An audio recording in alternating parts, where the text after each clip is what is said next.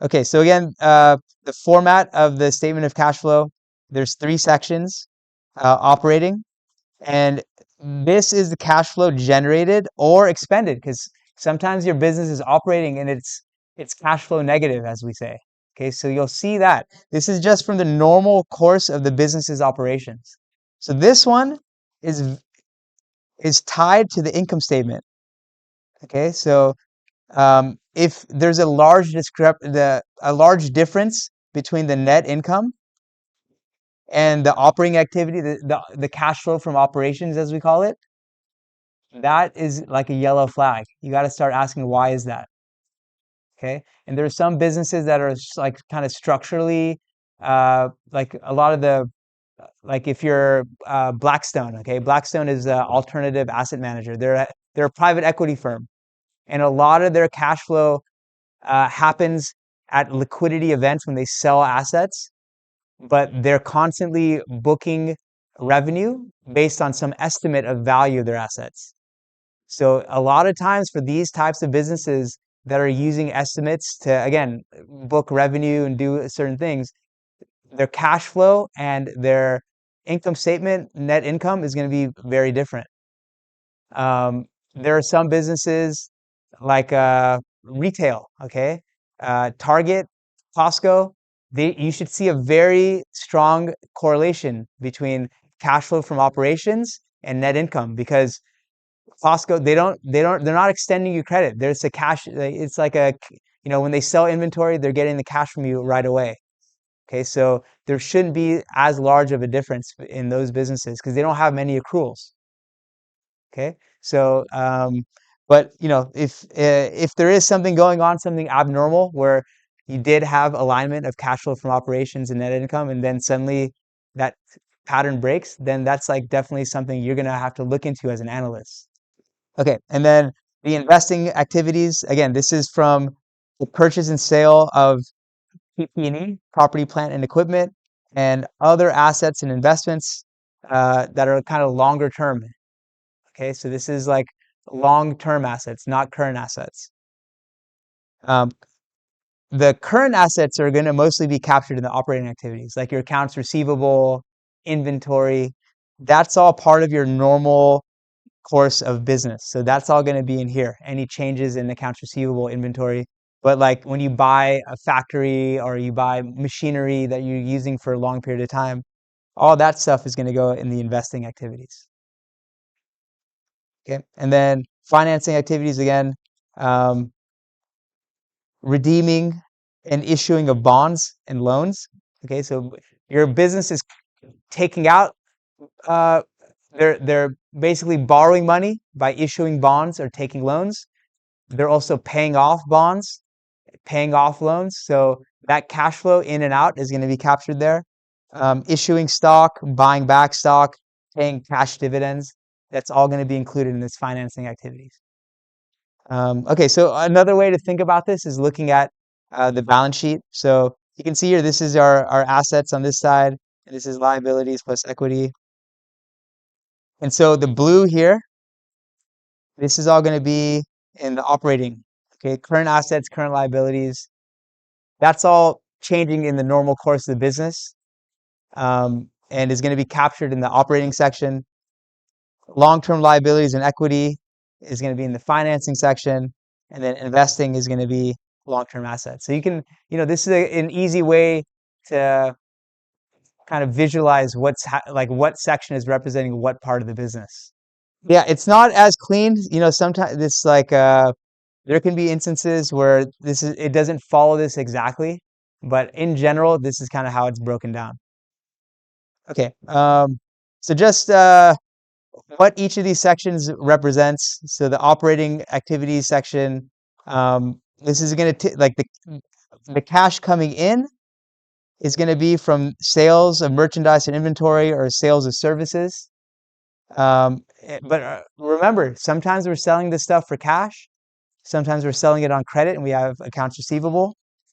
So it's only looking at the cash coming in. So it's from sales, but it could be from a prior period because maybe you sold the services in the past year, and then this year the customer is paying off the account receivable, that cash coming in is going to appear in the current year's statement of cash flow. Because again, we're not dealing with matching principle in this. We're just straight up looking at what period the cash came in.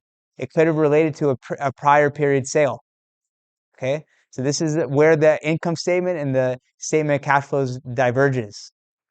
So yes, though this is true that the cash is coming from sales and inventory, it's not necessarily from the sales that appeared on this period's income statement. Okay, it's also going to include prepaid, right? So if you're an airline, you're just going to see the cash coming in from your, that unearned revenue cash. You'll see it appear here as a cash flow from operations. So you just really have to kind of lower your IQ for this. Okay, we're kind of getting rid of a lot of the things that we've talked about, which relate to matching principle, right? The reason why we had unearned revenues is because the cash is not matched up with the revenue being earned, right? That's a matching principle thing. But now we just care that the cash came in this period, and we're going to show it as an operating cash flow. You'll also get interest revenue, dividend income when the cash actually gets paid, right? So it's not going to be like an accrual at the end of the period where we had interest revenue and like interest receivable, right? That would not be part of this. That interest revenue is going to appear on the income statement, but it's not going to be part of the cash flow because the cash has not come in yet.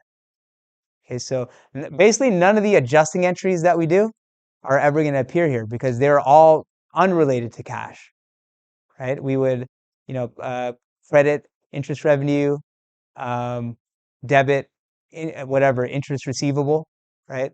You don't see cash in that journal entry. And as we saw in this very beginning here, it has to, for anything to appear on the statement of cash flow, one of the accounts has to be cash, either a debit or a credit, because we're really just looking at this T account and breaking down what happened there. So if there's any transaction that didn't have cash as one of the accounts, it's not going to appear on the statement of cash flow. Okay, and then of course the cash outflows, paying for inventory, for example, paying for any operating expenses like salaries, of course buying inventory, utilities expense, when you actually pay the bill, right? Because you're going to have utility expense debit, utilities payable credit, but it's not going to appear on this statement of cash flow until you actually make the payment. And cash is part of the transaction. Okay, and then investing activities, again, from the sale, the cash inflow, when you sell PP&E, you're of course going to, like if you sold it for some amount of cash, you'll get cash in. If you have some investments, some bond, treasury bond, and you sell it, you're going to get cash in, right? So this is all going to be cash inflow. If you're a bank and you're collecting cash from a long-term note receivable, that's going to be cash coming in because you're basically going to debit cash, credit note receivable, right? So again, this cash flow, this cash inflow is going to be in this investing section because it's related to this note receivable. The cash outflows, again, will just kind of be the opposite.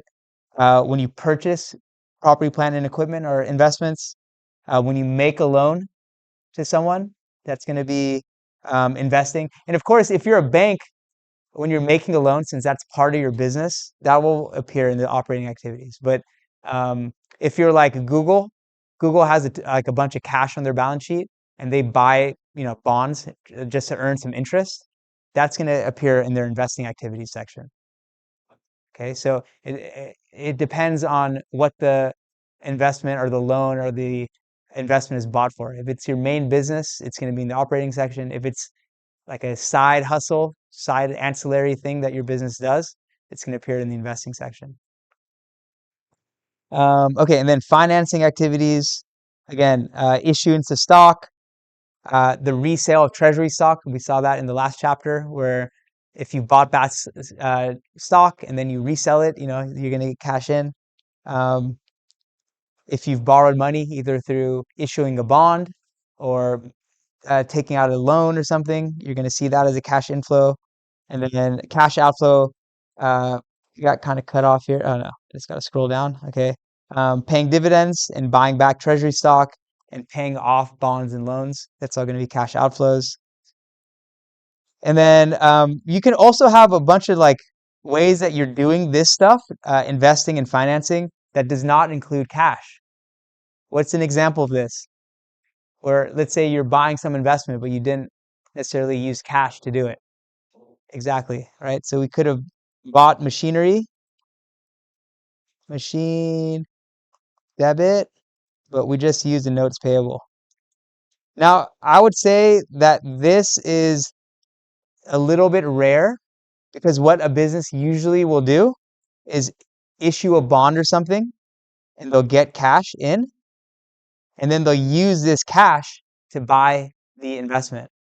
So in that case, you'll see this note payable in the financing activity, and you'll see the purchase of the machine with cash in the investing activity section.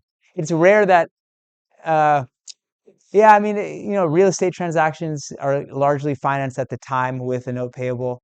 But for large corporations, like this section is like not as there's not like a ton of stuff there because usually the financing activity is separate from the investing activity. But it could be the case that there are ways or circumstances where the financing happens at the time of investing, or there's some transaction that wasn't cash based, but would have been otherwise if you just kind of split the financing and the investing up separately.